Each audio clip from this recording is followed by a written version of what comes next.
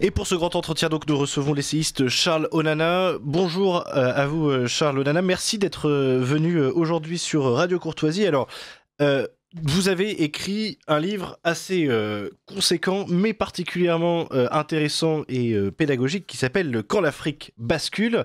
Et alors, dans cet ouvrage, ce que vous expliquez, c'est quelque part que la perte d'influence des puissances occidentales en Afrique ne date pas d'hier, ne date pas de ces 5 dernières années et du retrait de la France du Sahel, comme on a pu le voir, que c'est un processus qui dure depuis en fait les années 50-60, c'est ce que vous expliquez. Alors, dans ce livre, vous allez donc aux racines de ce départ des Occidentaux. La première question que je voulais vous poser, c'est concrètement, aujourd'hui, effectivement, vous l'expliquez dans votre livre, les puissances occidentales sont petit à petit remplacées par les puissances, on va dire, orientales comme la Russie et la Chine, qui prennent de plus en plus de poids là-bas. Euh, Est-ce que ce à quoi on assiste aujourd'hui, c'est exactement la même chose que ce qui se passait durant la guerre froide ? Merci. Je pense que il y a un parallèle qui peut être établi entre les deux situations. La seule différence, c'est que pendant la guerre froide, on avait un affrontement entre le bloc, ce qu'on appelait le bloc communiste ou socialiste de manière générale, et les États-Unis, la France de l'autre. Sauf que pendant la période de la guerre pour les indépendances africaines, les États-Unis, paradoxalement, ont rejoint la Chine et la Russie contre la France et la Grande-Bretagne. Ce qui est une situation quand même très étrange, mais en réalité, les États-Unis considéraient déjà dès cette période-là que la France avait des territoires qui étaient extrêmement riches avec l'Afrique centrale et l'Afrique de l'Ouest. Et donc, il fallait absolument tout faire pour remplacer la France dans ces territoires. Mais il y avait aussi des positions stratégiques en Afrique du Nord, où les Américains considéraient effectivement que la France, qui avait une position très avantageuse, par exemple au Maroc ou en Algérie ou en Tunisie, il était important de l'évincer de ces zones-là pour prendre la place, en quelque sorte. On peut penser, parce que oui, rappelons quand même que l'Afrique, ce n'est pas seulement l'Afrique subsaharienne, c'est aussi l'Afrique du Nord. On peut se souvenir aussi de la crise de Suez, qui est effectivement marquée par le fait que les Américains finissent par jouer contre les Français et les Anglais. Absolument, la guerre d'Algérie, où on a vu effectivement les Américains soutenir les membres du FLN algérien contre la France. Et il y avait quelqu'un, un jeune sénateur américain qu'on appelait à l'époque Monsieur John Fitzgerald Kennedy, il était encore sénateur, et il disait effectivement que pour... bon, il y avait des positions très morales, hein, il disait effectivement que il était inacceptable que les puissances de l'Europe occidentale continuent de maintenir les États africains sous le joug colonial et sous la domination coloniale.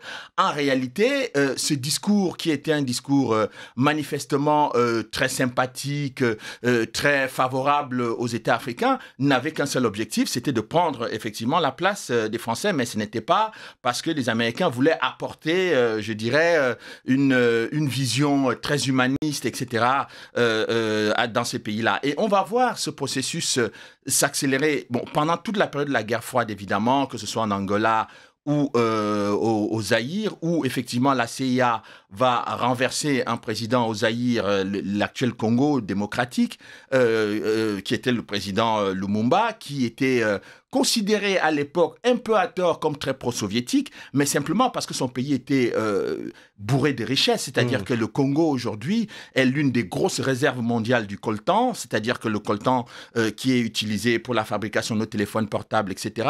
Mais le Congo était aussi le pays qui abritait le plus gros réservoir d'uranium, et c'est avec les minerais du Congo que les États-Unis ont fabriqué leur première bombe atomique qui a été larguée sur Hiroshima et Nagasaki. Donc, si vous voulez, les Américains avaient à ce moment-là cette volonté de s'emparer de ce pays, et le coup d'État a été fait contre le Premier ministre Patrice Lumumba à l'époque, et on a installé un agent de la CIA qui s'appelait M. Mobutu, qui est resté au pouvoir pendant 32 ans. Et alors, effectivement, j'ai envie de dire, l'histoire de l'Afrique, vous l'expliquez aussi dans ce livre, est liée parce que, on va aussi arriver dans des considérations. En fait, pour tout vous dire, il y a un côté où on a l'impression que les Français, enfin les Européens et particulièrement les Français, ont une compréhension de l'Afrique qui est à la fois juste sur le constat et injuste sur les causes. C'est-à-dire que par exemple, vous parlez par exemple de ce coup d'État.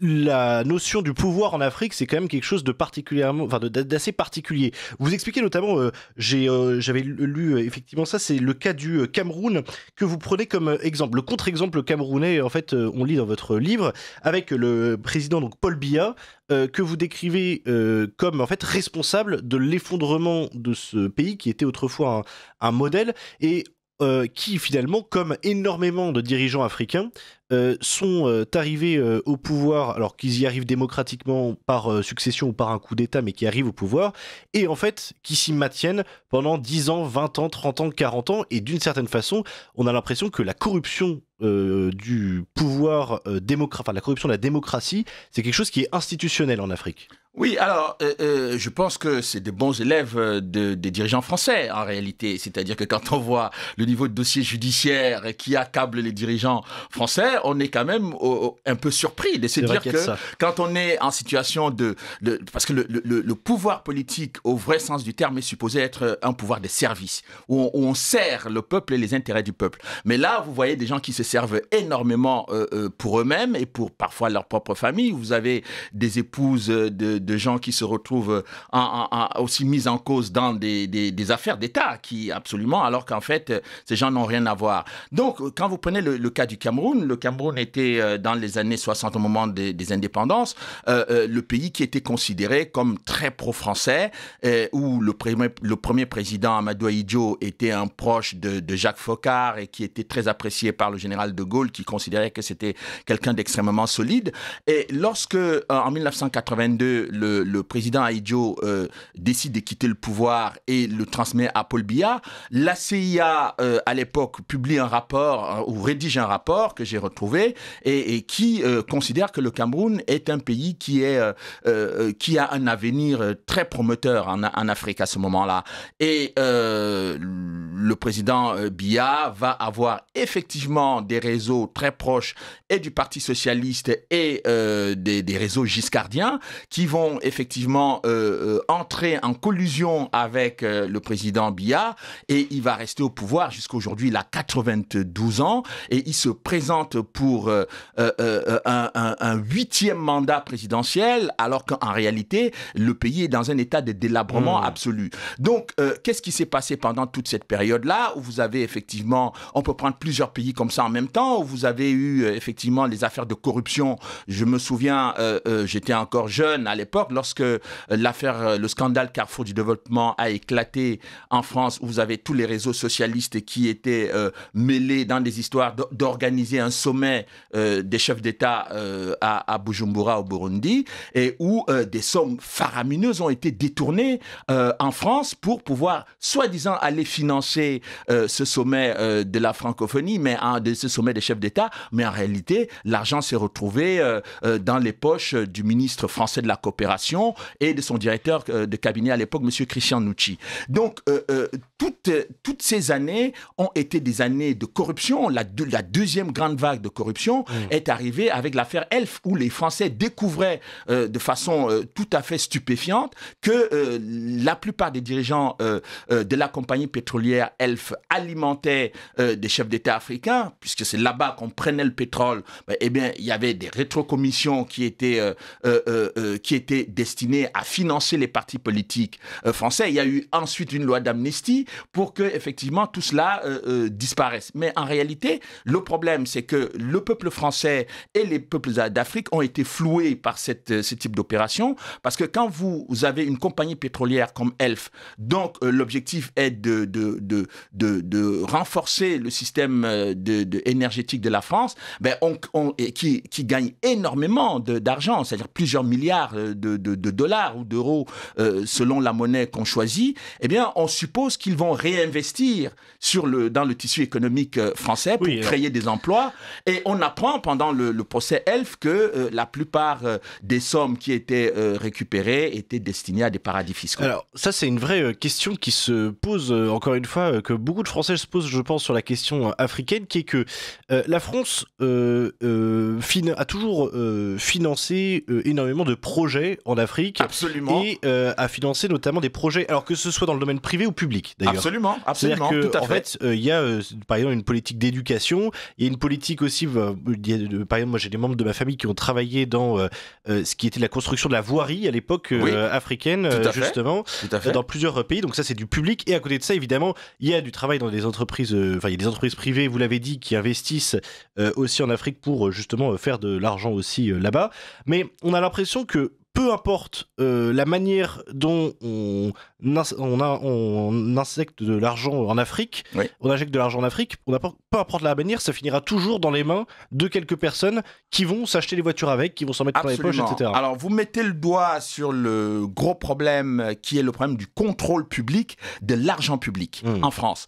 Et évidemment, le problème aussi en Afrique. Donc. En Afrique également, c'est-à-dire que quand je dis France, le parallèle est immédiatement établi avec les dirigeants africains.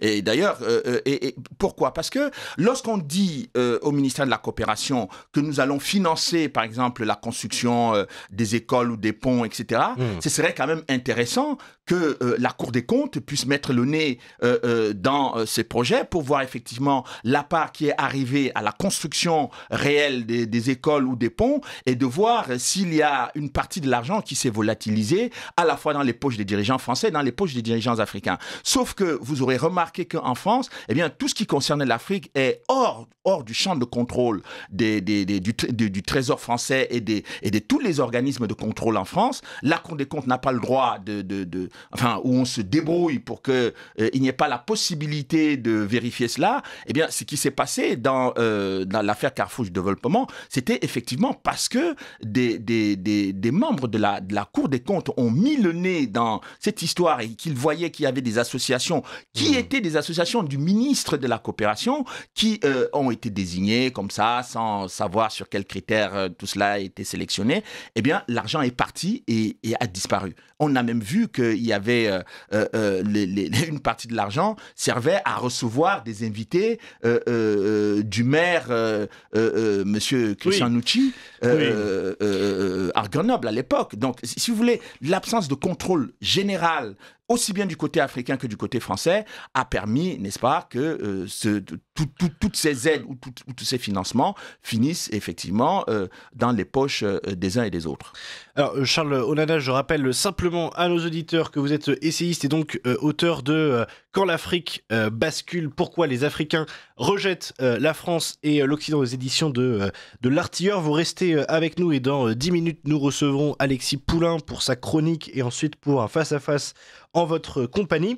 Quelque chose qui paraît assez étonnant aussi dans ce que vous dites, c'est que quelque part, on peut aussi penser qu'il y a une forme de sincérité de la France à vouloir effectivement développer l'Afrique. C'est-à-dire qu'en fait, j'ai envie de dire, il est aussi assez probable que l'État français n'utilise pas, on va dire, l'argent qu'il dépense en Afrique seulement comme un moyen de corruption, mais qu'il ait vraiment envie de développer ce continent, peu importe où, j'ai envie de dire. Et d'une certaine façon, la question qui se pose, c'est est-ce que par une politique de financement, mettons qu'il soit strict, est-ce que la France pourrait réellement aider au développement de l'Afrique, ou est-ce que vous pensez que c'est un puits sans fond ? Non, mais vous savez, c'est un problème de réseau. Vous avez, par exemple, quand on prend le cas de l'Angola, qui est un très grand pays pétrolier, où il y a eu les Américains, les Russes, les Soviétiques, la Chine aujourd'hui, qui étaient mêlés, même Cuba qui était venu pendant la guerre de l'Angola. Moi, j'ai découvert quelque chose qui était totalement stupéfiant, c'est que vous aviez à l'époque un discours en France qui était de dire que c'était un pays qui était envahi par les communistes et donc il fallait mener la guerre contre l'invasion rouge.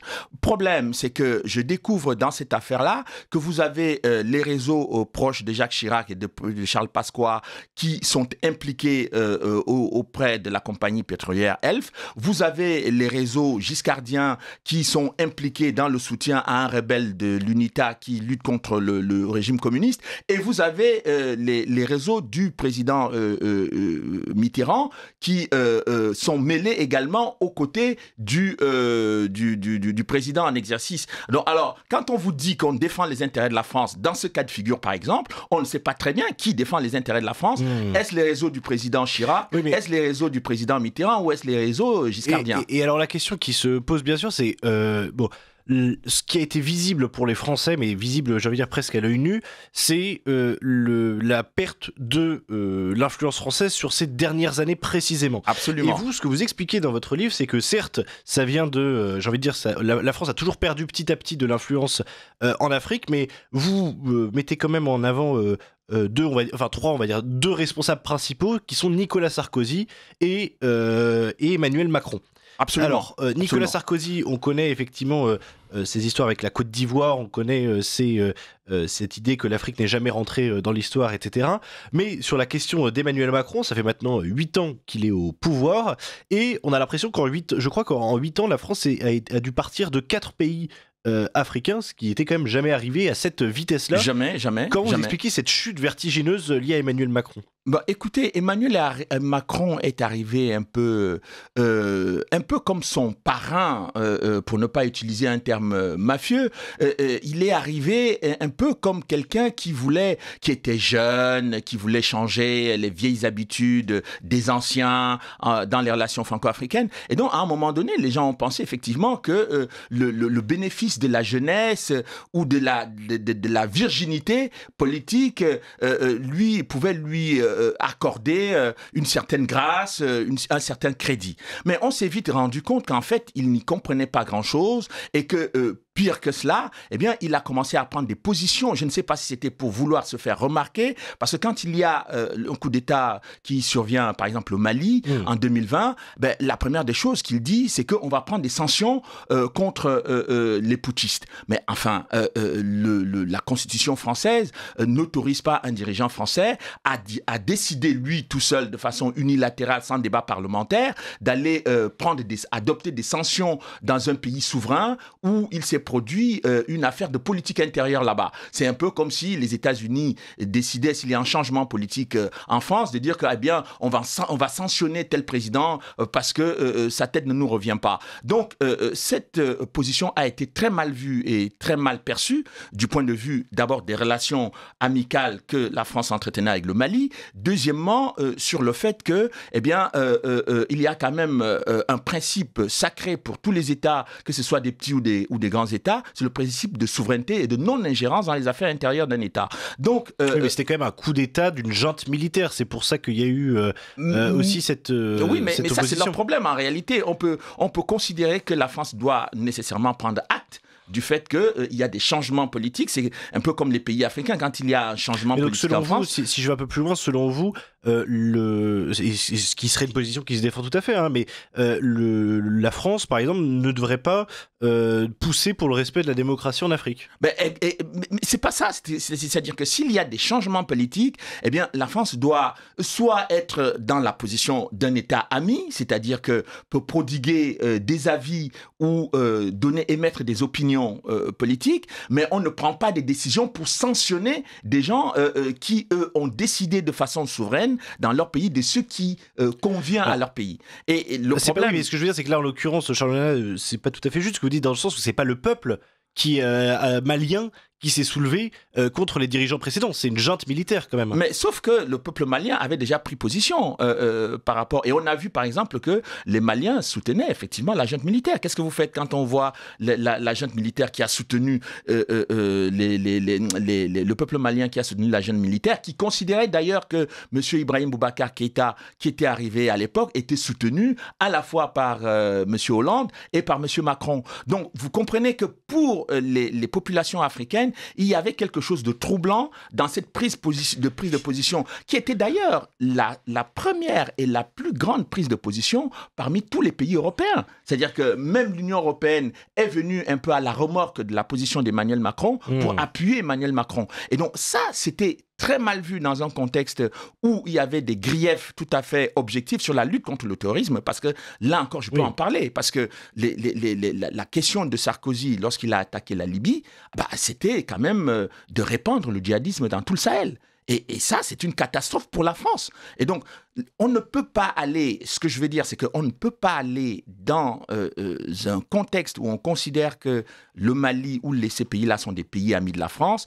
en entrant comme un éléphant dans un magasin de porcelaine, en cassant tout, en disant qu'on va sanctionner les gens, qu'on les considère comme des putschistes. Mais enfin, c'est comme s'ils étaient complètement stupides et idiots et qu'ils n'ont pas compris, eux, dans leur pays, en tant que militaires, ce qu'ils ont fait, pourquoi ils l'ont fait. Donc, il faut leur accorder un minimum de crédit, d'intelligence et, je dirais, de raison dans ce qu'ils font. On peut être en désaccord sur le plan politique avec cette façon de faire. Eh bien, il revient d'avoir... Vous n'aurez jamais entendu, par exemple, le général de Gaulle prononcer ce type de phrase vis-à-vis du Mali ou de n'importe quel autre pays qui ferait un coup d'État. Vous n'aurez jamais entendu François Mitterrand parler de cette façon-là. Et je pense que là, on a affaire à quelqu'un qui a un problème de culture politique et des cultures de relations entre la France et l'Afrique et de la façon dont il faut se comporter avec les pays amis. Ce qui est connu avec Emmanuel Macron aussi, faut le dire, c'est qu'il n'écouterait jamais ses diplomates. Ça, c'est un élément peut-être un peu subsidiaire, mais il n'écouterait jamais les conseils de ses diplomates. Il n'écouterait jamais ce qui serait dit par les experts sur l'Afrique, préférant se fier à son instinct. Peut-être que le problème est dû à ça. Et alors malheureusement, il nous reste 2 minutes avant l'arrivée de la chronique d'Alexis Poulain, mais assez rapidement, évidemment, on sait que le sentiment anti-français en Afrique est alimenté, notamment en Afrique de l'Ouest, par la Russie. La Russie qui, on a l'impression, j'ai envie de dire, mène une forme de lutte hybride contre la France, mais notamment en pourrissant, on va dire, ses relations avec les pays africains pour elle-même s'installer en tant que partenaire principal de ces pays-là. Concrètement, est-ce que, en quelques mots, est-ce que vous pensez que la Russie est autant responsable quelque part que la France dans sa propre perte d'influence? Mais je pense que mettre tout cela sur le dos de la Russie, c'est faux. C'est complètement faux. Pourquoi ? Parce que... je dis pas tout, je dis une partie. Oui. Non, mais on va comprendre très bien comment c'est arrivé, mais très rapidement. Vous savez, à l'époque, lorsque l'Union soviétique était embarquée pour soutenir les États africains dans la bataille, il y avait le général de Gaulle qui était aux affaires, qui était déjà confronté à ce type de situation. À aucun moment, le général de Gaulle n'a rendu l'Union soviétique responsable de quoi que ce soit en Afrique. Il a eu des discussions qui étaient très intelligentes avec Khrouchtchev, alors qu'en réalité, ils étaient sur 2 lignes politiques différentes. Eh bien, lorsque ce qui s'est passé avec M. Emmanuel Macron, au lieu d'assumer la responsabilité de ses prises de position publiques, il a décidé de parler de ce qu'on appelle le sentiment anti-français. Il n'y a pas de sentiment anti-français en Afrique, il y a un rejet de la politique française en Afrique. Ce n'est pas exactement la même chose. Les peuples français et les peuples d'Afrique n'ont pas de problème entre eux. Vous allez voir des Français qui se promènent ou qui font des affaires en Afrique. Ces gens ne sont pas agressés, ils ne sont pas attaqués, mais vous allez voir des pancartes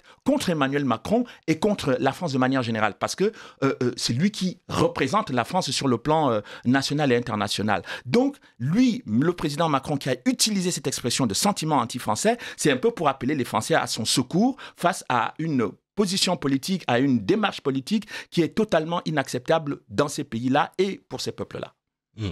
Écoutez, Charles Onana, vous allez rester avec nous pour parler de ce sujet effectivement de l'Afrique. On comprend effectivement que, en tout cas, le ressentiment n'est pas contre les Français, mais plus contre Emmanuel Macron, ce qui est déjà une bonne nouvelle pour nous. Mais tout de suite, on va accueillir Alexis Poulain pour sa chronique hebdomadaire. On va repasser à la politique extérieure avec vous, Charles Onana, en attendant. Est-ce que vous avez déjà... Il y a une question qui se pose toujours, on parlait de politique intérieure en France, on a l'impression que la politique intérieure de l'Afrique se joue pas mal en France aussi, dans le sens où on voit beaucoup de fils de dirigeants africains posséder des appartements à Paris, on les voit en fait avoir des réseaux aussi, comme vous parliez des réseaux giscardiens, et la question qui se pose c'est est-ce qu'il y a des réseaux macroniens en Afrique ? Mais bien sûr, il y a effectivement des réseaux. Vous savez, déjà, Emmanuel Macron a hérité en quelque sorte un peu des réseaux de son parrain Sarkozy. Et donc, par exemple, sur la Côte d'Ivoire, où vous avez eu l'actuel président de la Côte d'Ivoire qui, pour pouvoir se présenter à un 4e mandat non constitutionnel, eh bien, est venu d'abord à Paris voir Emmanuel Macron. Et c'est dans le cadre d'une soi-disant une visite privée, mais c'est une semaine après cette visite privée qu'il a annoncé le fait qu'il sera candidat à l'élection présidentielle en Côte d'Ivoire, alors qu'en réalité, les Ivoiriens ne voulaient pas de cette nouvelle candidature. Donc, comme pour obtenir l'aval d'Emmanuel Macron avant de se lancer. C'est ce que vous suggérez? Je pense qu'il n'est pas venu le voir par hasard, et puisque Emmanuel Macron, on l'a vu aller festoyer avec le président actuel de Côte d'Ivoire à Abidjan. Ils dansaient tous les deux là-bas dans des conditions qui étaient quand même un peu curieuses. On ne verrait pas, pour les gens qui sont un peu âgés comme moi et d'autres, on ne verrait pas le général de Gaulle ou François Mitterrand aller danser, je vais dire, en Côte d'Ivoire, dans un pays africain avec un chef d'État africain. Donc, si vous voulez, ce qu'on voit, là, il y a au moins, moi je dirais qu'il y a une très grande cohérence de M. Macron, à la fois sur ce qu'il fait dans la politique intérieure et ce qui se passe dans la politique étrangère, notamment en Afrique. Et oui, effectivement, pour une fois qu'Emmanuel Macron est cohérent, quelque part, on va en profiter. Simplement, chers auditeurs, avant qu'on récupère Alexis Poulain dans quelques instants, je rappelle que, bien, juste avant le début de ce face-à-face, qu'il faut absolument faire des dons à Radio Courtoisie. Pourquoi ? Parce que ces entretiens, comme vous les appréciez tant, la venue, même, on va dire, technologiquement instable d'Alexis Poulain, mais sa chronique technologique, j'ai envie de dire, dans le discours tout à fait cohérente, comme la cohérence d'Emmanuel Macron sur sa nullité en Afrique, c'est des choses que vous pouvez entendre seulement sur Radio Courtoisie. Alors je vous invite évidemment à faire des dons, à nous soutenir sur soutenir.radiocourtoisie.fr .rc.fr, pardon, je ne l'ai pas encore par cœur. Soutenir.rc.fr. Voilà, exactement, je ne l'ai pas encore par cœur. Mais voilà, et tout de suite on va passer à la séquence du face-à-face. Ligne droite. Nous avons de la visite. Le face-à-face. Alors, pour ce face-à-face, nous avons récupéré théoriquement Alexis Poulain et nous sommes toujours avec Charles Onana.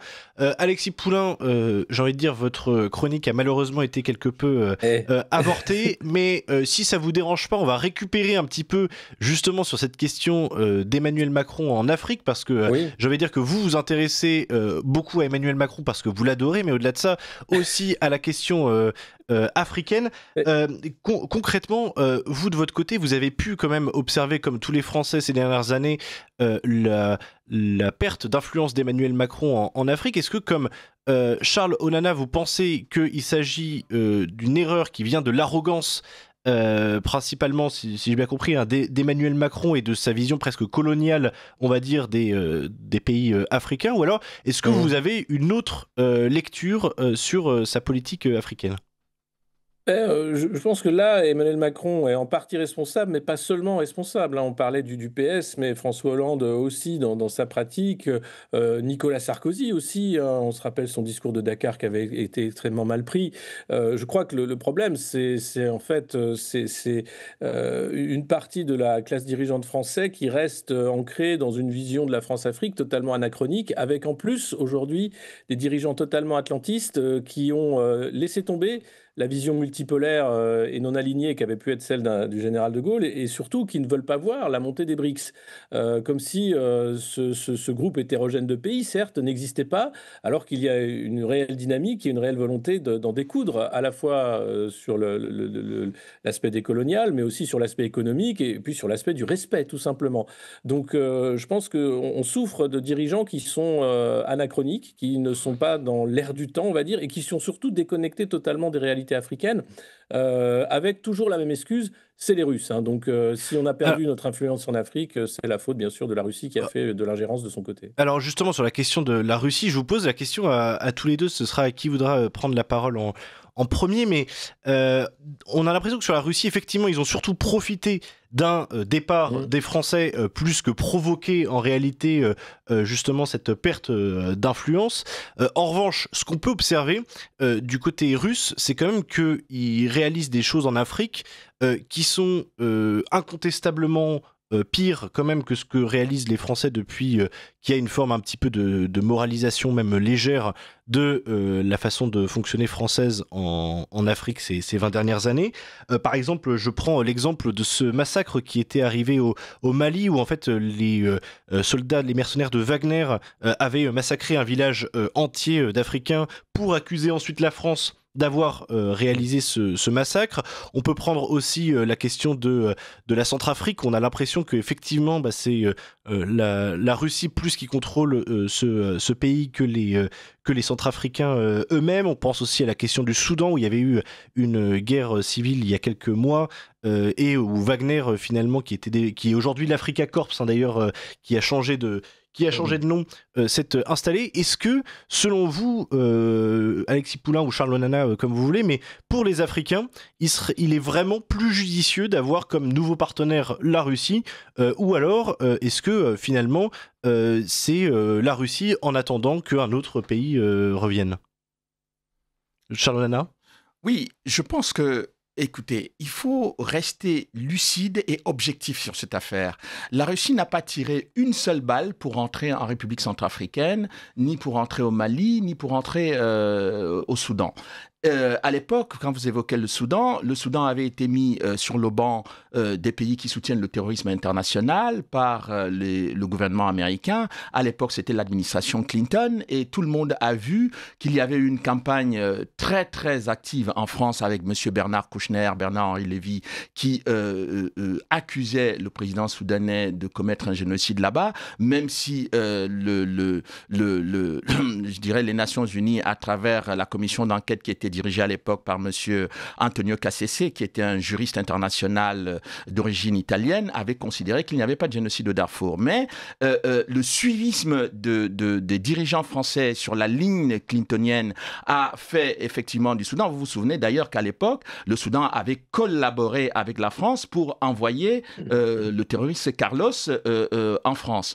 Et tout cela a été balayé d'un revers de main parce qu'il fallait suivre la politique américaine. Je reviens sur la République centrafricaine. Bon, lorsque, en 1979, Giscard d'Estaing décide de renverser Bokassa, qui est francophile jusqu'au bout des ongles, qui a organisé effectivement son couronnement avec le soutien de M. Giscard d'Estaing et de plusieurs hauts responsables français, eh bien, ce n'était pas la Russie qui a renversé Bokassa en 1979. Oui, mais la question qui se pose, c'est est-ce qu'aujourd'hui, les pays africains ont plus d'intérêt à, on va dire, manœuvrer avec la Russie, mais même, on pourrait dire, avec la Chine aussi, parce que la Chine, il y a des questions qui se posent très sévères en matière notamment je pense notamment aux chantiers chinois qui existent au Kenya ou en Tanzanie, et où il y aurait une forme d'exploitation des Africains qui serait inhumaine au dernier degré. Est-ce que les Africains ont vraiment plus intérêt à aujourd'hui nouer des partenariats avec des puissances du bloc de l'Est, on va dire, que par rapport à des puissances comme la France? Mais les dirigeants africains, de manière générale, ne sont pas des gens très naïfs et complètement incultes et qui ne comprennent rien à la géopolitique.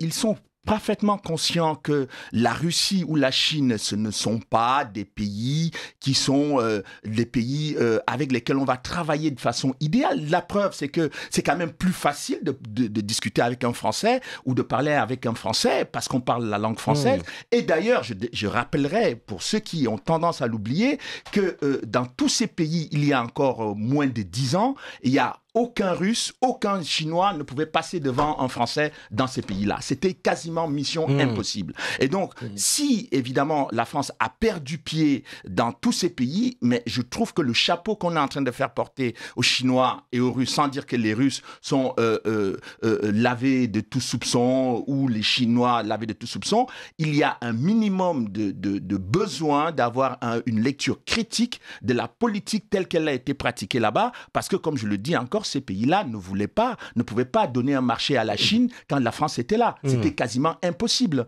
Donc, le cas du Niger est le meilleur exemple de ce point de vue-là. Alexis Poulain, justement, il y a une question qui se pose aujourd'hui en France, mais pour l'Europe en général.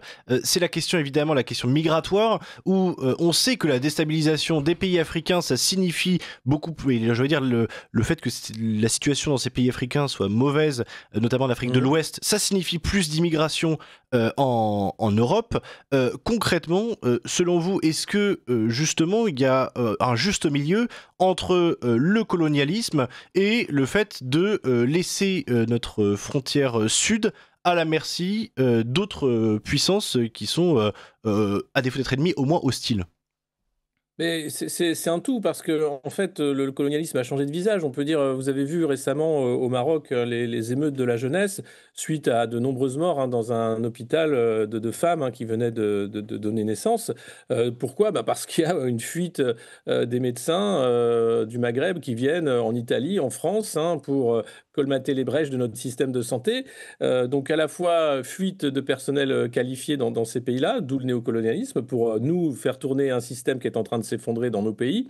Et puis un discours totalement hypocrite sur l'immigration de la part de l'Union européenne, qui ne maîtrise pas ses frontières, contrairement à ce que peut dire Madame von der Leyen, qui travaille avec parfois des mafias de passeurs, notamment en Libye, hein. On a vu des accords qui ont été passés contre l'intérêt des populations. Et tout ça dans un déni total de la réalité, avec évidemment une instabilité croissante. Enfin, comment on peut faire l'économie d'un retour sur le fiasco de Barkhane? L'opération Barkhane, qui était censée lutter contre le djihadisme au Mali, où là, la France investissait pour le coup. On repart la queue entre les jambes, excusez-moi de l'expression, mais avec un résultat plus que mitigé. Et aujourd'hui, on se demande où tout ça va aller et à quoi ça a servi.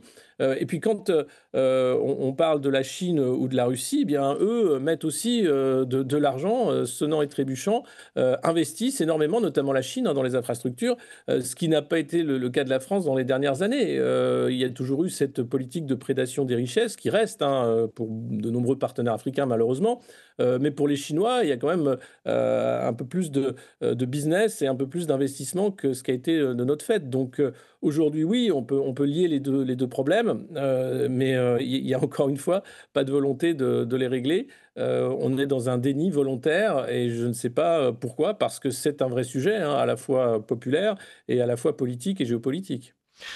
Tout à fait. Et alors justement, la question qui se pose, moi, c'est finalement quelle est la sortie, comment on sort de toutes ces problématiques, justement, tant pour la France et l'Occident en général, que pour l'Afrique. Comment en fait on se sort de ce problème-là? Charles, je précise que vous êtes l'auteur de Quand l'Afrique bascule, qui est un livre effectivement très intéressant sur le plan historique, parce que en fait vous retracez vraiment du début à la fin en fait toute cette perte d'influence occidentale et particulièrement française en Afrique. Simplement, j'aurais une interrogation à défaut d'un reproche sur votre livre, c'est que je trouve qu'il se termine, pardonnez-moi de le dire, un petit peu en eau de boudin.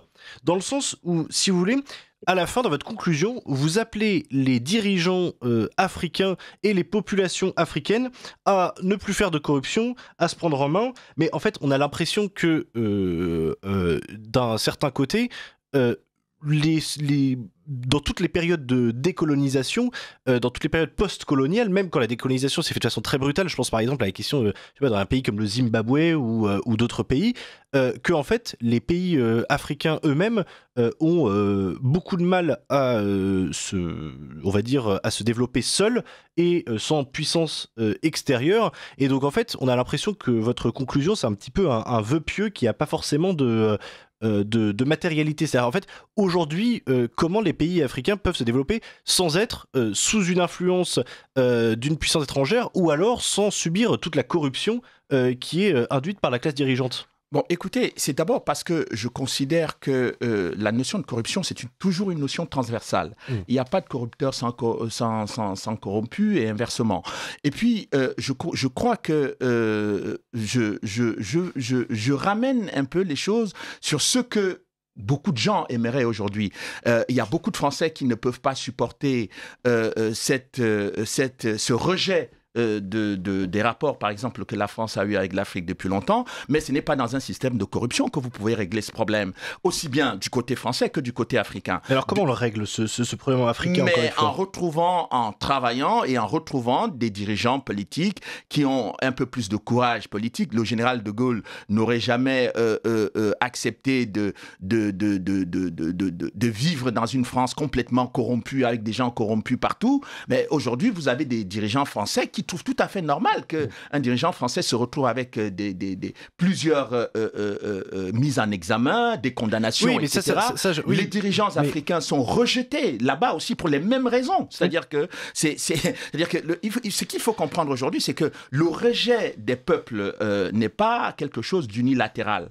Aujourd'hui, les peuples de France rejettent les dirigeants français pour ces raisons-là. En Afrique, les peuples africains rejettent on voit leurs très bien dirigeants. qu'en Afrique, des personnes peuvent se maintenir au pouvoir pendant des décennies, même Contre parfois la vie de la population. Contre la vie de la population, quelque part. Oui, donc, bien sûr. Oui, donc en fait, mais quelque comme part, ils sont soutenus. Oui, mais vous appelez à avoir des dirigeants qui sont plus éthiques. D'un autre côté, vous dites que la France et d'autres puissances ne doivent pas s'ingérer dans les affaires africaines, mais vous dites quand même qu'il faut avoir des dirigeants plus moraux. Comment on résout ça concrètement? C'est aux Africains. D'ailleurs, vous reprenez un peu, peut-être de façon inconsciente, ce que j'ai dit. C'est-à-dire que c'est au peuple africain de régler ce problème avec leurs dirigeants.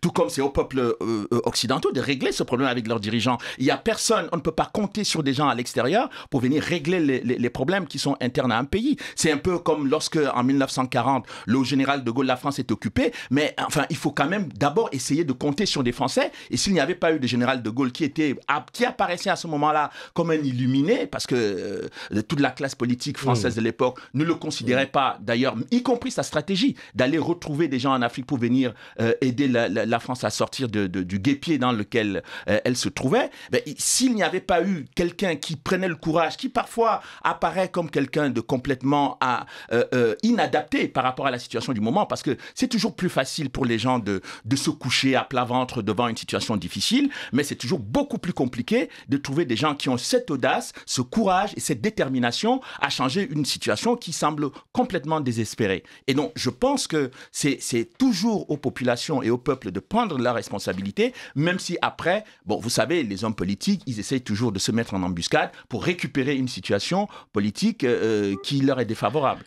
Mais écoutez, en tout cas, on souhaite justement il faut toujours être optimiste. Exactement, on loue votre optimisme, Charles Onana. Merci beaucoup d'être venu avec vous et merci à vous, Alexis Poulain. Promis, la semaine prochaine, ce sera plus stable, collectivement parlant. Mais en tout cas, merci beaucoup d'être venu et puis on vous dit sans doute à bientôt. Merci beaucoup.